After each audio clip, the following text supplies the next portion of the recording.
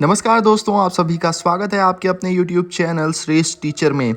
आज हम आपके सीटेट 2026 7 फरवरी के CDP सेक्शन के दोस्तों आंसर की कराने जा रहे हैं। हम बताने जा रहे हैं कि कौन से आंसर सही हैं और कौन से आंसर गलत हैं। वो भी क्वेश्चन पेपर का सेट Z है दोस्तों, आप देख सकते हैं।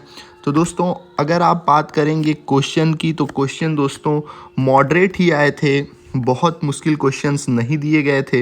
हम आपको दिखाने वाले हैं ये सब क्वेश्चन, तो आप हमसे ध्यान से जो पढ़े होंगे दोस्तों, हमने अपने अलग अलग वीडियोस में आप सभी को कुछ इसी प्रकार के क्वेश्चंस कराए थे और कई ऐसे वीडियोस हैं जिनमें हमने आपको बताया था कि किस तरीके के क्वेश्चंस आने वाले हैं। ठीक है दोस्तों, सबसे पहला इसमें क्वेश्चन है आपका असर्शन और रीज़न का। तो इसमें अभिकथन ए है, बुद्धि परीक्षण और विस्तारित अवलोकन के संचालन का उद्देश्य बच्चों की विशिष्ट आयाम और क्षमताओं में तुलना करना होता है। दूसरा इसका कारण दिया गया है, बुद्धिमत्ता एक जन्मजात क्षमता है और इसे पोषित नहीं किया जा सकता। तो इसमें दिया क्या गया है, ए और आर दोनों सही है, लेकिन ए की सही आर सही व्याख्या नहीं करता। ए सही है लेकिन आर गलत है। ए और आर दोनों गलत हैं और ए और आर दोनों सही हैं तथा ए आर की सही व्याख्या करता है। तो इसमें दोस्तों आप ध्यान से देखेंगे तो बुद्धि परीक्षण और विस्तारित अवलोकन के संचालन का उद्देश्य बच्चों की विशिष्ट आयाम और क्षमताओं में तुलना करना होता है, तो ये गलत है। और बुद्धिमत्ता एक जन्मजात क्षमता है और इसे पोषित नहीं किया जा सकता, तो ये भी गलत है।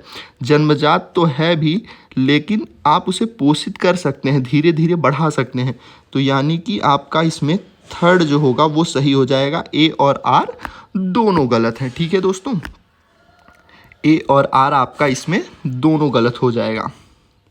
नेक्स्ट क्वेश्चन है आपका सेकंड क्वेश्चन। सेकंड क्वेश्चन में पूछ रहा है कि एक शिक्षिका जो अपने माध्यमिक स्कूल की कक्षा में सचेत रूप से सभी जेंडर के वैज्ञानिक के उदाहरण लेती है, कोशिश कर रही है कि वे जेंडर भेदभाव को मजबूत करे, कभी नहीं। जेंडर पहचान को सक्षम करे, ये भी नहीं होगा। जेंडर स्थिरता का निर्माण करे, ये भी नहीं। जेंडर रूढ़ियों को तोड़े, जी हाँ बिल्कुल यही होगा इसका। दूसरे का आपका फोर्थ जो होगा वो सही होगा। एक शिक्षिका जो है दोस्तों वो अपने माध्यमिक स्कूल की कक्षा में सचेत रूप से, मतलब जानबूझकर सभी जेंडर के वैज्ञानिकों के उदाहरण लेती है। ठीक है, आप ये दिमाग में ना बना लें कि मान लीजिए वो पुरुष ही वैज्ञानिक की अगर एग्जाम्पल दे दे के पढ़ा रही, तो आपको लगेगा कि सबसे ज़्यादा दिमाग जो वैज्ञानिक होते हैं वो सिर्फ एक ही किसी जेंडर से आते हैं। तो ये जेंडर बायसनेस हो जाएगा। वो दोनों मेल और फीमेल सबका उदाहरण देकर पढ़ा रही है ताकि जेंडर रूढ़ियों को तोड़े। ठीक, आपका थर्ड है दोस्तों फिर से वही अभिकथन और कारण का, कि सभी लड़कियां मेहनती और ईमानदार होती हैं जबकि लड़के बुद्धिमान और रोबदार। दोस्तों इस तरीके का ये बिल्कुल गलत है ये कथन। आप अभिकथन देख लीजिए। इसी तरीके का हमने आपको क्वेश्चन भी करवाया था, अगर आप CDP का अगर वीडियो देखे होंगे तो एकदम इसी से मिलते जुलते, क्योंकि ये कोई कहीं नहीं जा सकती कि लड़कियां मेहनती होती हैं और ईमानदार होती हैं, लड़के नहीं। इस तरीके की बात बिल्कुल जेंडर बायसनेस है। दो विशिष्ट जैविक मस्तिष्क लड़कियों और लड़कों में शारीरिक और संज्ञानात्मक कौशल के साथ साथ व्यक्तित्व स्वभाव में सभी मतभेदों का उत्पादन करते हैं। दोस्तों अगर आप ध्यान से देखेंगे ना, ये थर्ड का जो रीज़न दिया गया है, तो दोस्तों ये कोई साइंटिफिक या बायोलॉजिकल क्लेम नहीं है ये ब्रेन के बारे में, तो ये भी आपका गलत हो जाएगा। ठीक है, तो तीसरे में आपका दोनों गलत हो जाएगा, यानी कि थर्ड आपका बिल्कुल सही ऑप्शन हो जाएगा। ठीक है, अब हम चलते हैं नेक्स्ट क्वेश्चन यानी कि फोर्थ पर। फोर्थ क्वेश्चन क्या है, विद्यार्थियों के सीखने की प्राथमिकताओं में व्यक्तिगत भिन्नताओं को किस रूप में देखा जाना चाहिए। कुछ बच्चों में संज्ञानात्मक असामान्यता, कुछ बच्चों में विकासात्मक कमियां, विविधता का सामान्य चित्रण, उनके अलग अलग बुद्धि लब्धि स्तरों का असामान्य मापदंड। तो पूछ क्या रहा है, विद्यार्थियों के सीखने की प्राथमिकताओं में व्यक्तिगत भिन्नताएं किस रूप में देखी जानी चाहिए? तो व्यक्तिगत भिन्नताएं दोस्तों विविधता का सामान्य चित्रण है, ठीक है। आप उसे किसी और वे में मत लीजिए। हर किसी क्लास में हर बच्चा एक जैसा थोड़ी ना होगा, तो आप उसे कैसे मानेंगे कि विविधता का सामान्य चित्रण है, ठीक। फोर्थ का आपका थर्ड बिल्कुल सही हो जाएगा। फिफ्थ क्वेश्चन देखते हैं। वह आकलन जो किसी विद्यार्थी के प्राप्त अंकों को अन्य विद्यार्थियों के औसत प्रदर्शन से तुलना करने के लिए किया जाता है कहलाता है प्रारूप संदर्भित, मानक संदर्भित, आत्म संदर्भित या मापदंड संदर्भित। तो दोस्तों क्या कहा जाता है? ये आपका जो है मानक संदर्भित यानी कि 2 कहा जाता है। 2 आपका बिल्कुल सही हो जाएगा, ठीक है दोस्तों। सिक्स्थ क्वेश्चन क्या पूछ रहा है? कक्षा आकलन के बारे में निम्नलिखित में से कौन से कथन सही है? दोस्तों मैंने आपको वीडियो में बताया था कि आपको अब जो क्वेश्चंस देखने को मिलेंगे वो स्टेटमेंट बेस्ड मिल सकते हैं, और मेरा जो बताया गया वीडियो था वो अभी आप किसी न किसी सीटेट के वीडियो में मैंने ये बताया था। अभी तक इस तरीके के क्वेश्चन नहीं पूछते जाते थे, ठीक है, सीटेट में, लेकिन इस तरीके के भी अब क्वेश्चन पूछेंगे। मैंने पहले से ही प्रिडिक्शन किया था और वो सही साबित हुई। आप देखिए कि कक्षा आकलन के बारे में निम्नलिखित में से कौन से कथन सही हैं? आकलन को छात्रों की अध्ययन करते समय संज्ञानात्मक प्रक्रियाओं को प्रभावित करना चाहिए। आकलन को अपने आप में सीखने के अनुभव के रूप में काम करना चाहिए। आकलन को छात्रों को सीखने के लिए डर और तनाव पैदा, ये तो बिल्कुल गलत हो गया। अब देखिए मैंने आपसे पहले भी एलिमिनेशन टेक्निक आपको बता रखी है, एक हमने मास्टर ट्रिक करके वीडियो बना रखी है, उसमें इस तरीके की चीज़ों को किस तरीके से आपको एलिमिनेट करना है सब बता रखा है। जो बच्चे अगर ध्यान से उस चीज़ को समझे होंगे तो मुझे पूरा विश्वास है कि उन्होंने क्वेश्चन को सही किया होगा। फोर्थ है आकलन मानकीकृत और मानक संदर्भित होना चाहिए। तो दोस्तों इसमें आकलन मानकीकृत और इस तरीके का तो होना तो चाहिए ही, लेकिन अगर आप ऑप्शन में देखेंगे तो कहीं भी 1 to 4 आपको दिखता हुआ नज़र नहीं आ रहा है। तो आपका 3 तो पहले ही मैंने एलिमिनेट कर दिया गया, ठीक। तो अब बचा 1 और 2, तो आपका ऑप्शन ए जो है बिल्कुल करेक्ट हो जाएगा। 1 और 2 ही इसमें सही होगा, ठीक है। नेक्स्ट क्वेश्चन है निम्नलिखित में से कौन सा प्रश्न विद्यार्थी के उच्च स्तरीय आलोचनात्मक और विश्लेषणात्मक चिंतन कौशल को बढ़ावा देगा? एक विशिष्ट अखबार के लेख में उल्लिखित संज्ञाओं को पहचानें, अखबारों के लेख पढ़ें और नए शब्दों की सूची बनाएं, अखबार का लेख पढ़ें और एक उपयुक्त शीर्षक के बारे में सोचें, एक ही घटना को दर्शाने वाले 2 अखबारों के लेखों में निहित मान्यताओं की पहचान करें, ठीक है दोस्तों।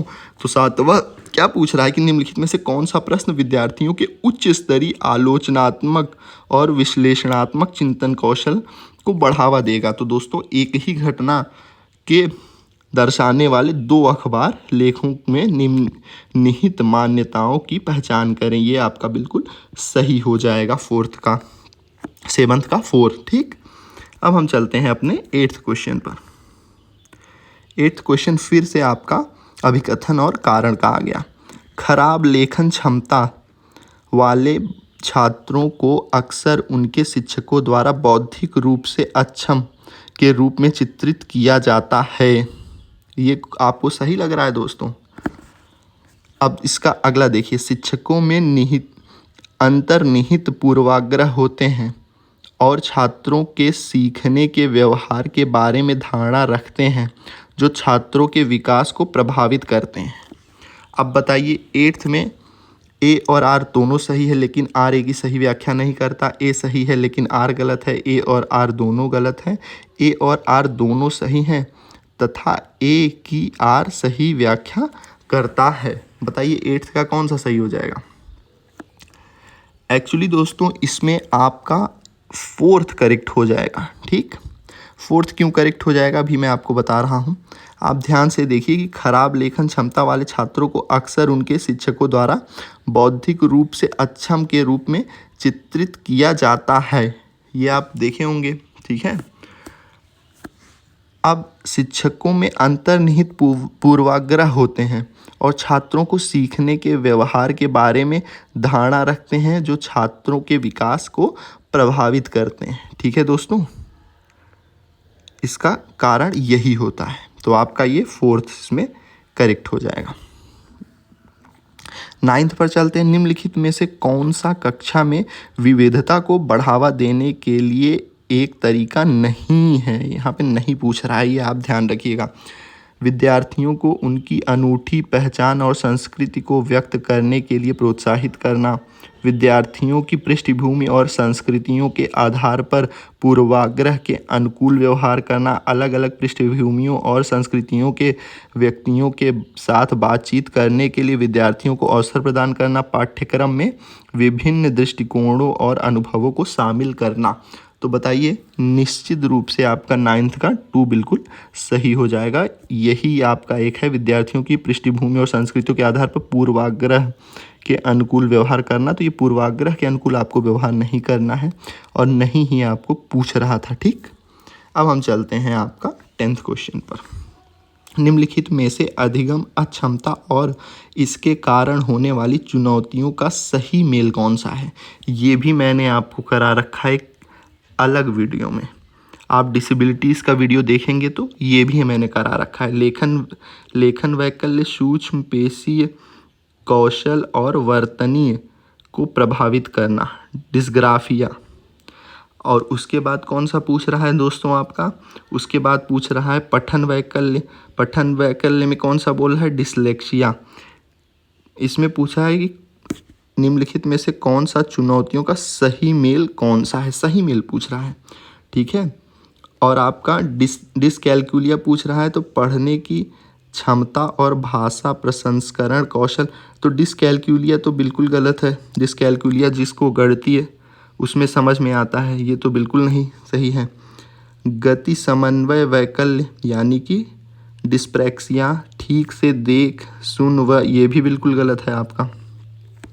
बचता है फर्स्ट और सेकंड। तो दोस्तों लेखन वैकल्य है जो है ना, वो सूक्ष्म पेशीय कौशल और वर्तनी को प्रभावित करती है। पठन वैकल्य यानी कि डिसलेक्सिया, संख्याओं और अंक गणती, ये भी गलत हो जाएगा दोस्तों। अंक गणती मैंने बताया अभी आपको, ये 4th में होता। तो आपका फर्स्ट बिल्कुल 110% आपका सही हो जाएगा। ठीक है, अगर आप हमारे इस डिसेबिलिटीज़ के वीडियो को देखे होते तो मैंने उसमें आपको सही तरीका बताया था याद करने के लिए। आप इंग्लिश वर्ड को ध्यान से देख के उसको समझ सकते हैं। स्वलीनता से जूझ रहे विद्यार्थी को आसानी होती है। देखिए दोस्तों, फिर ये भी डिसेबिलिटीज़ का क्वेश्चन है। सोचिए, एक ही 5 या 10 मिनट के वीडियो से कितने क्वेश्चन आ गए, आप सोच लीजिए। आप अगर 7-8 वीडियो 10 वीडियो जो मैंने बना के रखे हैं प्लेलिस्ट से, उनसे डायरेक्ट क्वेश्चन देखने को मिल रहे हैं। स्वलीनता से जूझ रहे विद्यार्थियों को आसानी होती है। बताइए किस में आसानी होती है? कहाँ गया जी? 11। स्वलीनता से जूझ रहे विद्यार्थियों को आसानी होती है बातचीत के दौरान आँखों का संपर्क स्थापित करने में, परिचित और पूर्वानुमेय दिनचर्या का पालन करने में, गतिविधियों के बीच तेजी से बदलाव करने में, अजनबियों के साथ संवाद करने में। तो इसमें क्या पूछ रहा है? स्वलीनता से जूझ रहे विद्यार्थियों को आसानी होती है। ठीक है दोस्तों, इसने ये वर्ड बदल के पूछ लिया है कि किसमें अगर कोई स्वलीनता यानी कि ऑटिज्म से जूझ रहा है तो किस चीज़ में उसको आसानी होगी। बताइए, इसमें क्या होगा दोस्तों? परिचित और पूर्वानुमेय दिनचर्या का पालन करने में। ठीक है दोस्तों, क्योंकि नए व्यक्तियों के साथ उसका जो मेल जोल है ना, वो उस तरीके से ऑटिज्म का व्यक्ति नहीं बना सकता। इसमें तो उसको आसानी होगी क्योंकि वो जान रहा है जिसको। नए लोगों से ना वो सामाजिक जो ऑटिज्म का शिकार होता है या ऑटिज्म जिसको होता है दोस्तों, वो ज़्यादा सामाजिक नहीं होता। ठीक, आपको मैंने इस तरीके से भी वहाँ पे समझाया है, आप चाहे तो देख लीजिएगा वीडियोज़। उसके बाद नेक्स्ट क्वेश्चन 12th है। प्रतिभाशाली बच्चों के बारे में निम्नलिखित में से कौन सा कथन सही नहीं है? बच्चे एक से अधिक प्रकार की बुद्धि में प्रतिभाशाली हो सकते हैं। प्रतिभाशाली बच्चे विशेष क्षमताओं और सामर्थ्य के साथ पैदा होते हैं जिन्हें विकसित करने की आवश्यकता होती है। प्रतिभाशाली बच्चे में जिज्ञासा की भावना कम होती है और उनकी कल्पना शक्ति भी कमज़ोर होती है। तो क्या ये आपको सही लग रहा है दोस्तों? और इसमें पूछा है कि कौन सा सही नहीं है, यही आपसे पूछा है। तो आपका 12th का कौन सा आंसर हो जाएगा? बिल्कुल थर्ड आपका हो जाएगा। मैं 4th पढ़ूंगा भी नहीं, ना ही आपके पास समय है ना ही मेरे पास समय है। आप अपना क्वेश्चन मैच करिए और जिन बच्चों का कल पेपर है वो आज पढ़ के जाइए। ठीक। 13 है एरर एनालिसिस बाय स्टूडेंट्स, विद्यार्थियों द्वारा स्वयं का त्रुटि विश्लेषण विद्यार्थियों के संधि संज्ञानात्मक कौशल में बाधा डालता है। अधिगम प्रक्रिया में एक निरर्थक गतिविधि है। विद्यार्थियों के लिए अधिगम को स्मृति में बनाए रखने में सहायता प्रदान करता है। विद्यार्थियों की समझ में और अधिक फासला पैदा करता है। तो 13 का कौन सा सही हो जाएगा? विद्यार्थियों के लिए अधिगम की स्मृति में बनाए रखने में सहायता प्रदान करता है। ठीक है। अगर आप जो विद्यार्थी द्वारा स्वयं का त्रुटि विश्लेषण करेंगे, अभी वही कर रहे होंगे आप, अगर आप इस तरीके की त्रुटि विश्लेषण कर लेंगे आज, तो आप क्या करेंगे, स्मृति आपकी ना बनी रहेगी जिस तरीके से कि अरे यार ये मैंने कैसे गलत कर दिया, ये चीज़ आपको हमेशा याद रहेगी। ठीक है दोस्तों। अब चलेंगे हम 14th पर। घोषणात्मक ज्ञान और प्रक्रियात्मक ज्ञान के संबंध में निम्नलिखित में से कौन सा कथन सही है?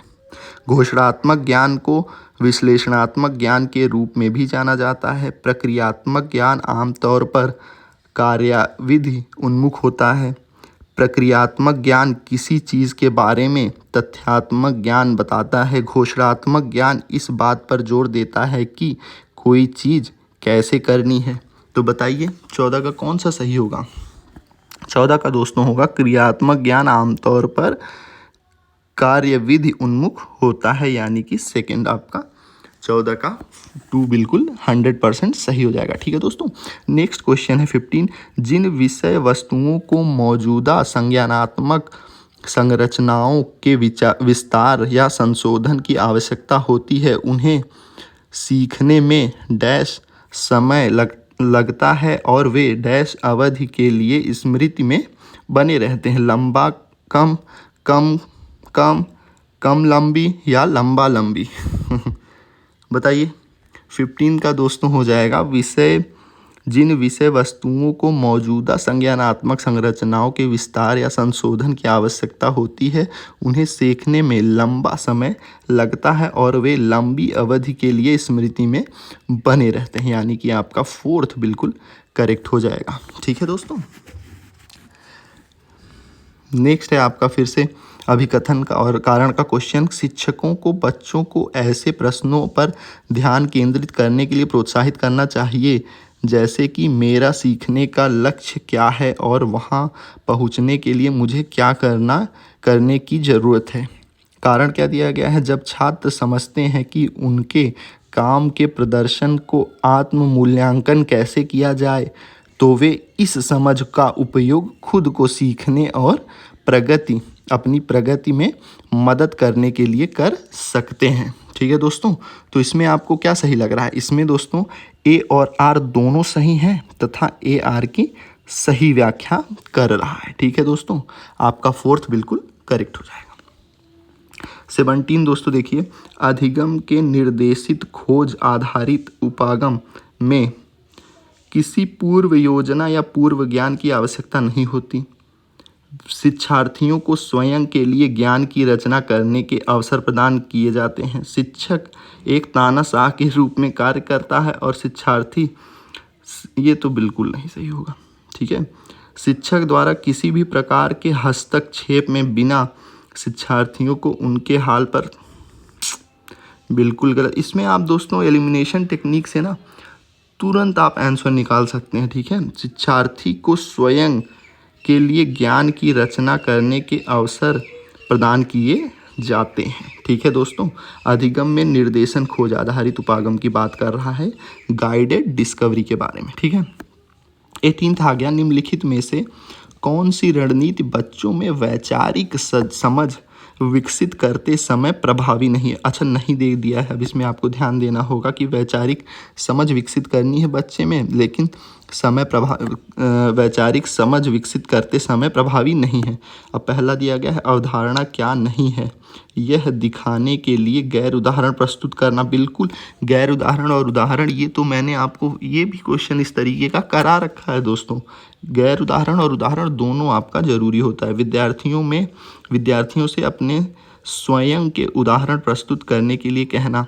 विद्यार्थियों से परिभाषा को ज्यों का त्यों याद कर, ये रटा रहे हैं भाई, यही आपको नहीं कराना है, ठीक है। ज्यों का त्यों, ये आप ध्यान रखिए।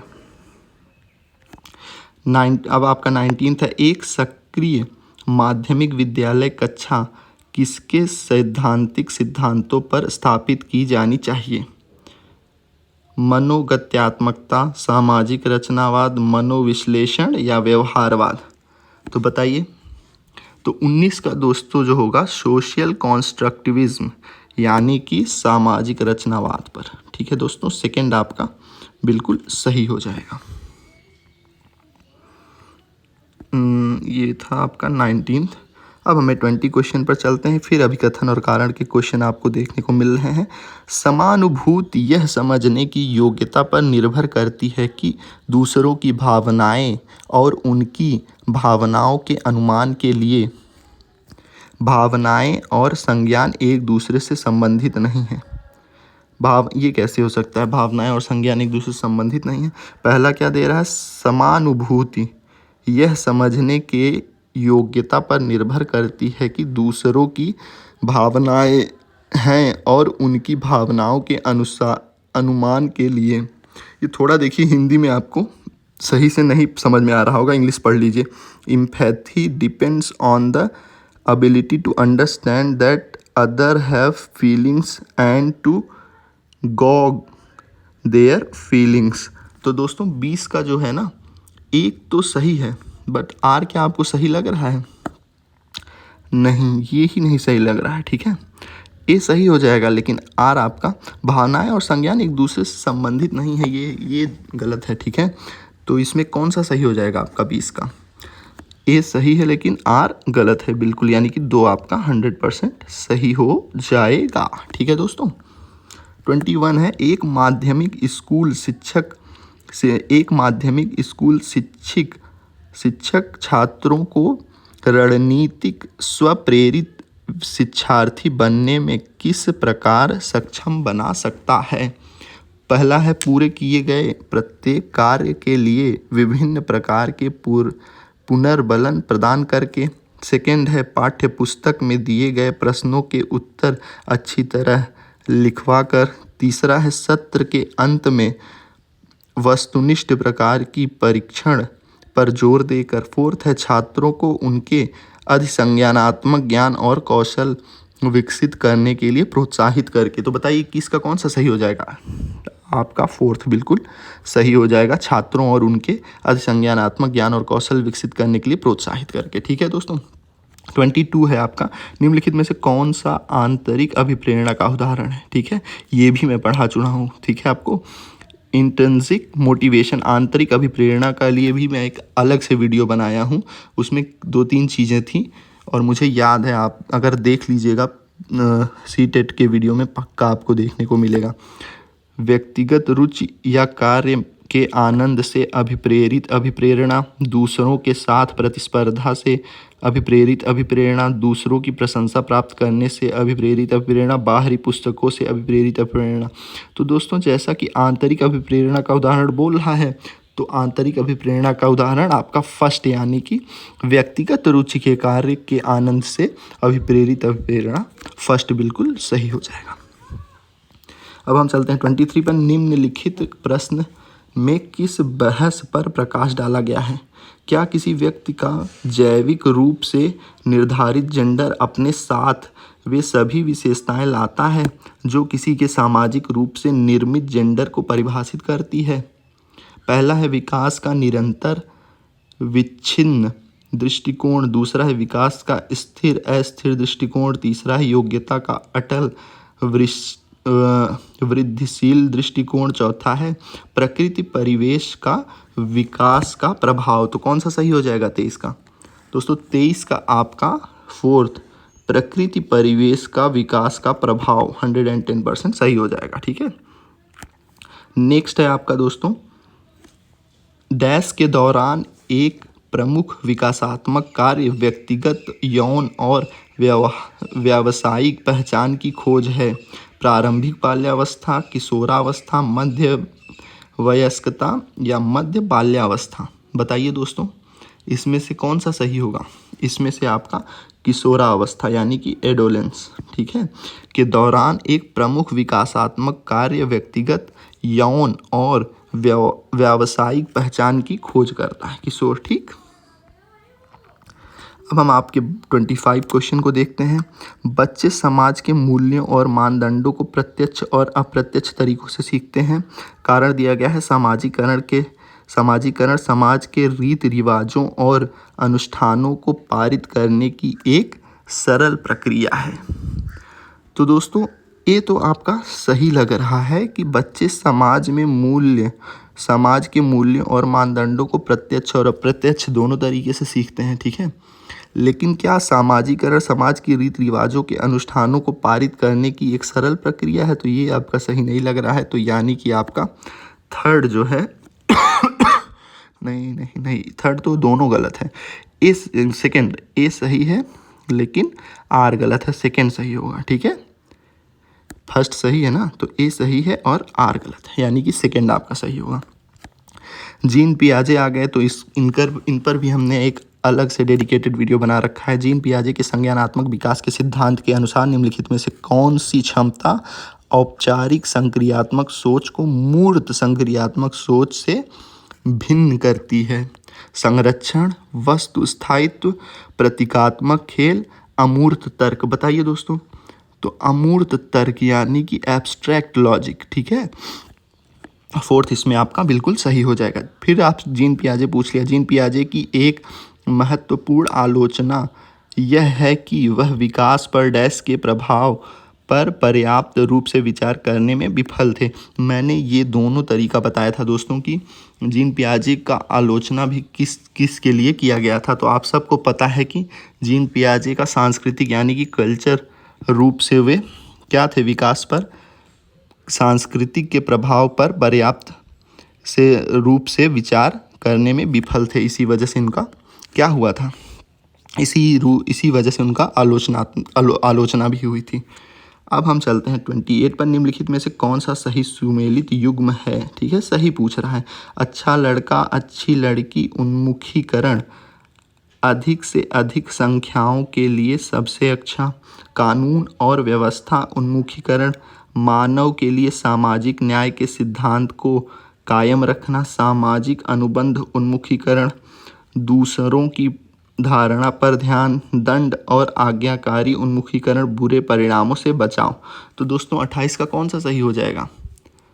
कौन सा बताइए, निम्नलिखित में से कौन सा सही सुमेलित युग्म है? तो आपका चौथा बिल्कुल सही है, दंड और आज्ञाकारिता, उन्मुखीकरण, बुरे परिणामों से बचाव। ठीक है, फोर्थ जो सही हो जाएगा। फिर से है आपका 29, जीन पियाजे और लेव वाइगोत्स्की के दृष्टिकोण में कौन सी मान्यता समान है? दोनों के बारे में बता रखा है हमने। भाषा संज्ञान को प्रभावित और निर्धारित करती है, संस्कृति का सीखने का गहरा प्रभाव पड़ता है, बच्चों का विकास चरणों में होता है, बच्चे अर्थ निर्माण की प्रक्रिया में शामिल होते हैं। तो 29 का कौन सा सही हो जाएगा? 29 का दोस्तों फोर्थ बिल्कुल सही हो जाएगा, बच्चे अर्थ निर्माण की प्रक्रिया में शामिल होते हैं। ठीक है दोस्तों।